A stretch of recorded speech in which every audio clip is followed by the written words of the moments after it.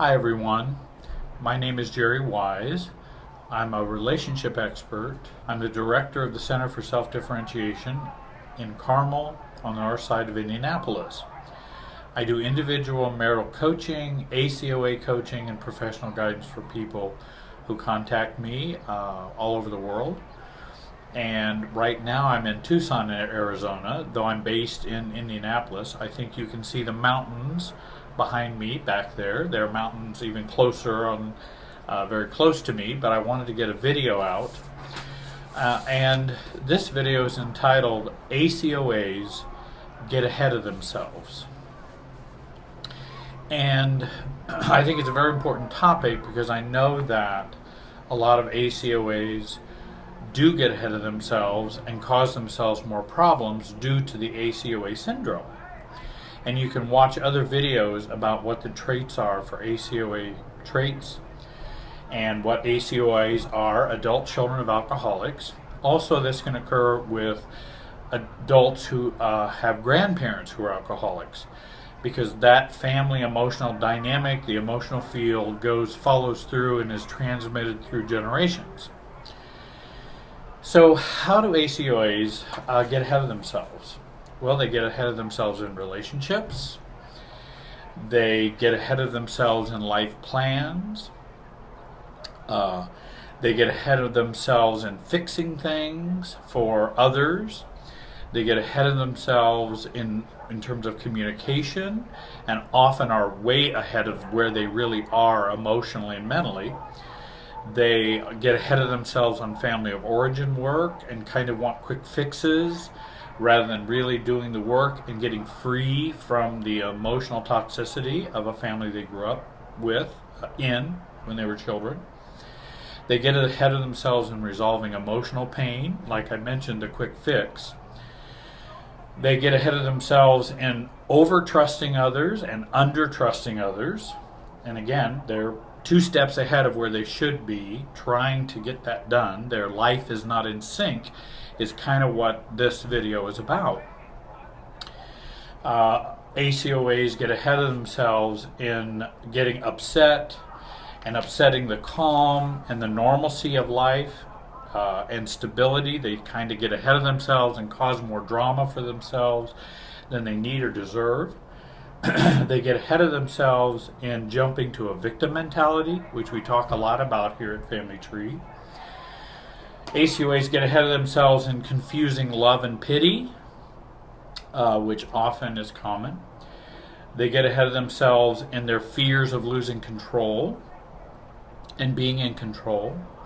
They get ahead of themselves in avoiding abandonment, and so they fear abandonment, so they preempt themselves and again get ahead of themselves and then cause more difficulties for themselves, and oftentimes abandonment occurs. They get ahead of themselves in grieving, for example, believing we're done with our family of origin work and ACOA issues when they're really not. They feel like, well, I'm done. I've told somebody about my father or mother who was an alcoholic, and so I should be healed by now. And then life is still a difficulty and a real problem.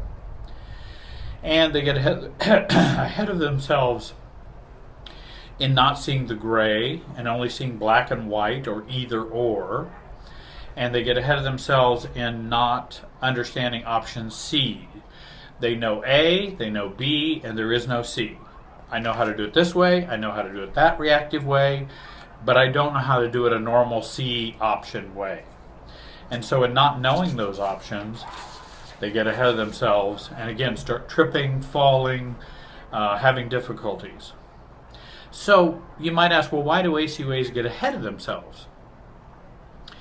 Well, if ACOAs, adult children of alcoholics or addicts, and also dysfunctional families, those who grew up in dysfunctional families, but ACOAs grow up and are imprinted early in life living with an alcoholic or addicted parent or parents, many times have siblings who abuse alcohol and who are alcoholic.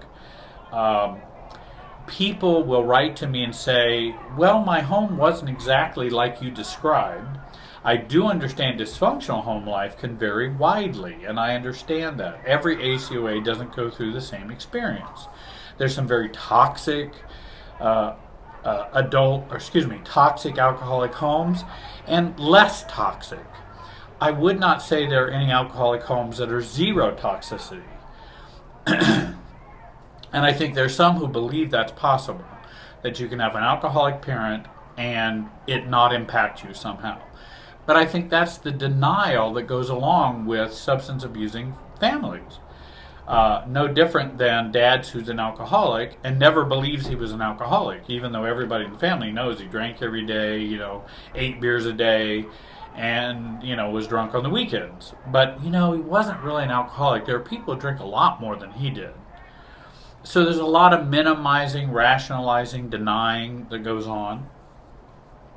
Often ACOAs become adult children, meaning they're inner child and they become adults now, whom their inner child lived through in fear, confusion, without knowing what was normal, and not knowing what normal intimacy is, dreaming about having normal parents, or they're in denial, believing the craziness they lived through growing up was really kind of a normal Norman Rockwell family. They experienced unrealistic expectations, critical or very distant parents or siblings, or enmeshed guilt-based relationships when they were growing up, shame-based families with lots of secrets and undiscussables, things we can't talk about, children becoming parentified at an early age, for example, trying to calm down angry parents, or picking up and driving dad home from the bar when you're 12 years old or younger. That's being parentified. Or unsafe families where each new day could bring more chaos, job losses, moves to new cities and schools, disruption in the normal kind of child life. They experience parents who are often not there for them because one parent was addict or alcoholic, the other parent is trying to manage the addict or alcoholic. Well, what's left for the kids? Because all the drama is going on with the parents. They often experience a parent who is all powerful and another parent who is all powerless. And so we have a real either or going on in the parenting. Not a dad who was strong yet had a nurturing, loving side, and a mom who was nurturing and loving and strong as well, which is a nice balance for both parents. There was, again, often an all-powerful parent and a totally unpowerful parent. There are many more traits I could talk to you about, and you can hear those in some of my other videos if you take a look at them. All of this drama causes a lack of serenity, stability, thoughtfulness, and good executive function of our brain. We don't have that as adults and for ACOAs. And this drama makes us shame-based, emotion-based. We do emotion think. We think with our emotions in an unhealthy way. This throws off the timing, which makes us get ahead of ourselves. And a lot of folks as adults are emotional thinkers.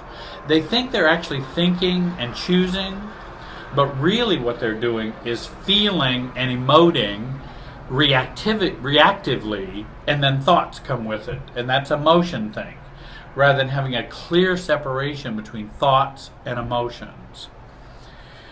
And we will always get ahead of ourselves if we use emotional thinking. Now, I'm not saying emotions are not important, or that learning and unfreezing emotions for ACOAs is not critical. They are very important, and emotions are very important. It's just they're not a good thing to think by. They're a good thing to experience and feel in a healthy, safe, appropriate way. But let's say when someone has too much anxiety because they have fear of abandonment, and then they think that someone's going to abandon them, that's emotional thinking. And that emotional thinking, they get ahead of themselves and fearful and start reacting in unhealthy ways. That's not a clear separation between abandonment fears and thoughts of what the adult them would be thinking and doing in a healthy way. I mean, even if, and especially if someone has emotional frozenness or deep down wounds in which they have denied and never healed, this does not mean they don't think with their emotions. It really means they overthink with their emotions. So there's almost too much emotional flooding and too much emotionality happening. Even though if you ask them how do they feel, they don't know. You know, do you feel sad, mad? I don't know. Then that tells me they do a lot of emotional thinking because they're not aware of themselves. Healing and recovery gets our thoughts and our thoughtfulness into balance with our true and healthy emotions. That's what healing and recovery does. Adult children of dysfunctional families live an overemphasis on feelings, emotions, even if they don't know what they are. And that's what we call being overreactive. Reactivity causes the ACOA to get ahead of themselves. If you need help balancing your emotions and thoughts, that choosing part of your brain, we can work on retraining those pathways, also healing the wounds from growing up in an alcoholic home. I hope you'll contact me. Take a look on the screen. My contact information is on there. Join our YouTube channel. And whether you live in England or Israel or Canada or Dubai or the US, anywhere in the US, whether East Coast, West Coast, Tucson, where I'm at right now, visiting my sister who happens to live out here, or the Midwest, contact me for professional work and some healing and recovery for yourself. I do Skype and FaceTime. I want to thank you very much for watching my video today, and have a great day.